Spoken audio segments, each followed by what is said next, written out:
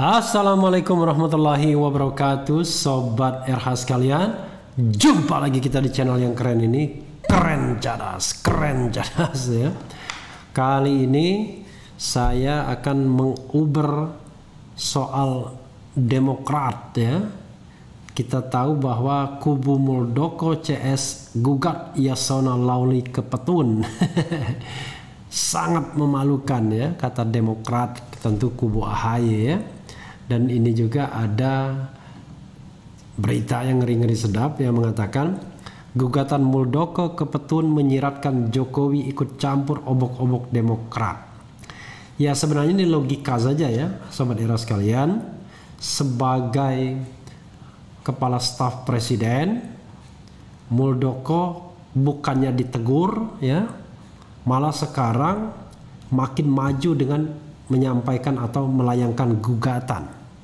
Padahal harusnya Presiden Jokowi ya sudah memberikan peringatan keras agar tidak mengobok-obok partai lain karena ini soal etika. Tapi ternyata terus ya. Makanya tidak heran kalau ini jangan-jangan hostile takeover terhadap Demokrat ini memang dikehendaki istana, paling tidak istana cabang KSP, kira-kira begitu ya. Coba kita bacakan ya. Sebagaimana dilansir oleh Kumparan tadi ya, Demokrat kubu Muldoko masih terus bermanuver dengan mendaftarkan gugatan ke Pengadilan Tata Usaha Negara Petun, Jakarta. Mereka memohon untuk mengesahkan hasil KLB Demokrat di Deli Serdang. Pendaftaran gugatan itu diwakili kuasa hukum KLB Deli Serdang Rusdian Syah dengan nomor registrasi 150 dan seterusnya. Dengan tergugat adalah Menkumham Yasona Lawli selaku pejabat atau Badan Tata Usaha Negara. Luar biasa ya. Padahal Kemenkumham telah menolak mengesahkan hasil KLB Demokrat Deli Serdang. Menyingkapi ini, Kepala Badan Komunikasi Strategis DPP Partai Demokrat Herzaki Mahendra Putra mengatakan tindakan Muldoko sangat memalukan.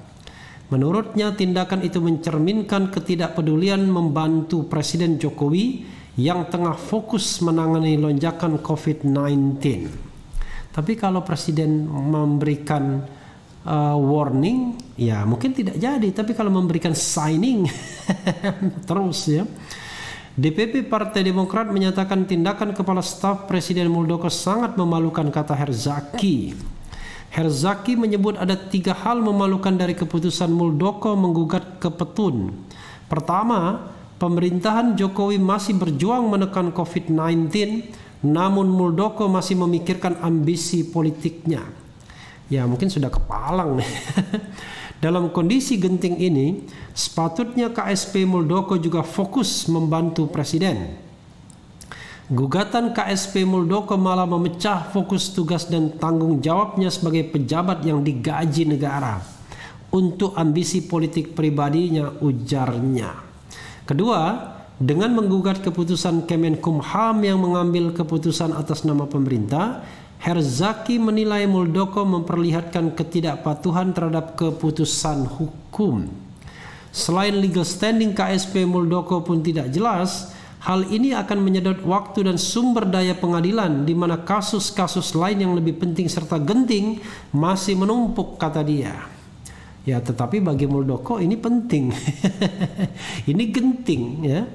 Penting dan genting bagi Muldoko. Terakhir Herzaki mengatakan, dalam putusan Menkumham Yasona Lawli yang turut disaksikan Menko Polhukam Mahfud MD, mereka menegaskan hasil KLB dari Serdang tidak memenuhi persyaratan. Namun dalam gugatan di Petun, Demokrat kubu Muldoko dan Johnny Allen masih mengatasnamakan sebagai pimpinan Demokrat. Dalam gugatannya di Petun, KSP Muldoko dan Johnny Allen Marbun masih mengatasnamakan sebagai ketua umum dan sekjen Partai Demokrat. Sungguh memalukan dan menyedihkan, kata Herzaki. Kemenkumham sudah melaksanakan tugasnya sesuai aturan, tapi malah digugat oleh KSP Muldoko. Kami yakin Majelis Hakim Petun yang mengadili perkara ini akan menegakkan keadilan sesuai perundang-undangan yang berlaku demi kepastian hukum, tutup Herzaki. Menarik ya. ketika Muldoko mengatasnamakan diri sebagai Ketua Umum Partai Demokrat dan Johnny Allen sebagai sekjennya. Kenapa begitu? Karena mereka tidak pernah legally diakui sebagai Ketum Demokrat dan Sekjen Partai Demokrat. Karena itu harusnya legal standing mereka ditolak. Lalu harusnya siapa yang bisa mengajukan ini? Nah, ini yang harus dipahami. Harusnya yang bisa mengajukan ini adalah anggota Demokrat yang ikut dalam KLB. Jadi mereka lah yang harusnya punya legal standing untuk mengajukan, bukan Muldoko. Karena Muldoko tidak bisa mengatasnamakan diri sebagai Ketum Demokrat karena dia belum pernah disahkan, ya, sahabat era sekalian. Sehingga harusnya ya pengadilan menolak legal standing Muldoko. Yang harus diterima legal standingnya adalah para peserta Kongres luar biasa. Kalau seandainya mereka mengajukan. Ini salah strategi ya. Ya, tapi namanya hukum itu kan kadang-kadang tidak berjalan linier, tergantung kadang-kadang pesanan kekuasaan juga ya. Coba kita bacakan soal sinyalemen bahwa Jokowi terlibat. Sebagaimana dilansir oleh Republik Merdeka. Cukup menarik mencermati manuver Kongres luar biasa KLB Partai Demokrat Deli Serdang yang mendaftarkan gugatan ke Petun atas hasil Kemenkumham karena tidak mengesahkan hasil KLB. Komunikolog, ada juga ya komunikolog politik ya, Tamil Selvan melihat manuver Muldoko dengan KLB Deli Serdang hanya mencoreng muka Presiden Joko Widodo dan seolah menyiratkan bahwa Jokowi ikut merestui anak buahnya itu mengobok-obok Partai Demokrat ya. Menyiratkan dan menyuratkan karena jelas-jelas ya tindakan itu harusnya berbuah pemecatan, pemberhentian. Saya mengatakan sikap Presiden Jokowi harusnya jelas. Anda mau tetap KSP atau enggak? Kalau tetap KSP, tinggalkan Demokrat.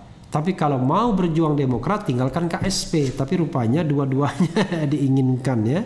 Dan itu berarti Jokowi juga merestuinya ya, walaupun tidak harus ngomong restunya, diam-diam juga bisa ya, di belakang layar juga bisa, di balik panggung juga bisa. Manuver Muldoko ini mencoreng nama Jokowi ya, padahal saya yakin Jokowi tidak ikut campur dalam hal ini, tekannya menambahkan. Sudah melempar sinyalemen tapi yakin tidak terlibat. Di samping itu menurut Ketua Umum Forum Politik Indonesia FPI itu, rupanya Forum Politik Indonesia FPI ya, pengajuan gugatan tersebut menggambarkan secara nyata pembangkangan Muldoko sebagai bagian dari pemerintah kepada Presiden Joko Widodo. Saya kira polemik KLB Deli Serdang ini pada akhirnya akan menenggelamkan karir politik Muldoko. Terlepas dari pengakuannya bahwa dirinya diminta untuk menjadi ketum atau memang ada indikasi manuver pribadi. Namun saya kira sebaiknya Jokowi harus membersihkan namanya dari fenomena ini dengan mengganti Muldoko dari jabatannya sebagai pejabat di lingkaran istana, demikian Tamil menyarankan. Kubu Kongres luar biasa Demokrat Deli Serdang hari ini mengajukan gugatan ke Petun Jakarta ya, hari itu tanggal 5 atas keputusan Menkumham yang tak mengesahkan KLB 5 Maret lalu ya. Menteri Hukum dan HAM Yasona Lawli menjadi tergugat dalam perkara tersebut. Ini upaya hukum pertama kali yang dilakukan agar kepengurusan hasil KLB ini diakui negara melalui gugatan tata usaha negara ke Petun Jakarta, kata kuasa hukum Muldoko Rusdian Syah dalam keterangan tertulis Jumat yang lalu.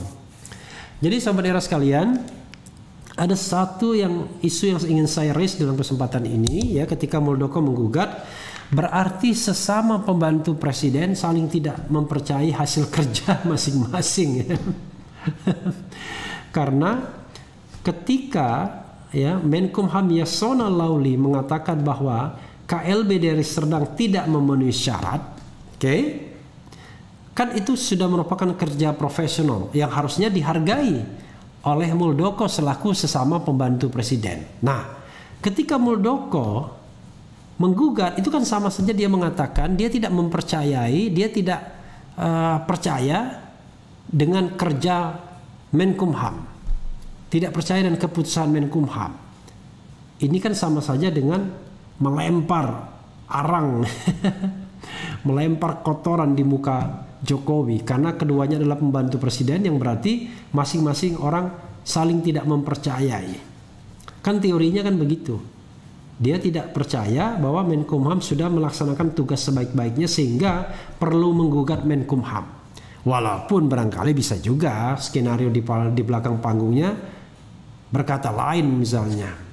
Kan saya sudah katakan soal seperti ini bisa saja tiba-tiba menjelang pilpres atau menjelang pemilu yang dimenangkan kubu lain dan tiba-tiba nasib Demokrat dan AHY terkatung-katung misalnya ya. Kita kan bisa bicara analisis politiknya.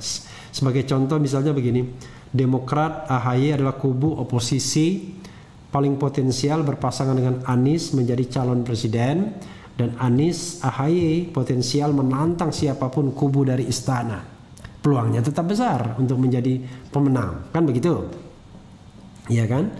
Karena itu dengan menggantung kasus Demokrat ini, maka bukan tidak mungkin esok hari masalah Demokrat ini akan mencuat dan akan menghambat langkah AHY sebagai salah seorang kandidat. It could be possible, masuk akal kan? Nah, itulah kadang-kadang jahatnya politik ya. Permainan politik yang kadang-kadang ya tidak bisa dikatakan bersih.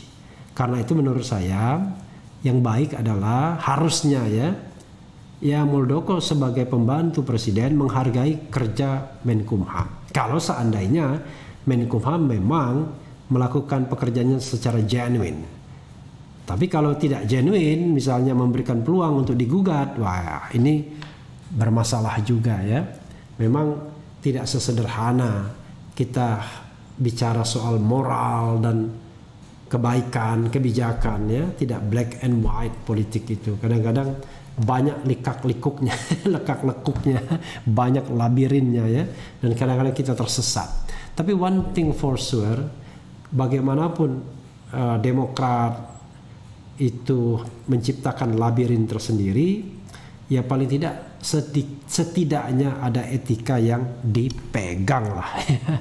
Jangan begitu-begitu amat. Termasuk Presiden Jokowi harusnya tidak membiarkan pembantunya untuk mengobok-obok partai orang lain dan kemudian memunculkan distrust terhadap kinerja atau kerja pembantunya sendiri, dalam hal ini Menteri Hukum dan HAM Yasona Laoli. Ya, sahabat sekalian, itu saja ya.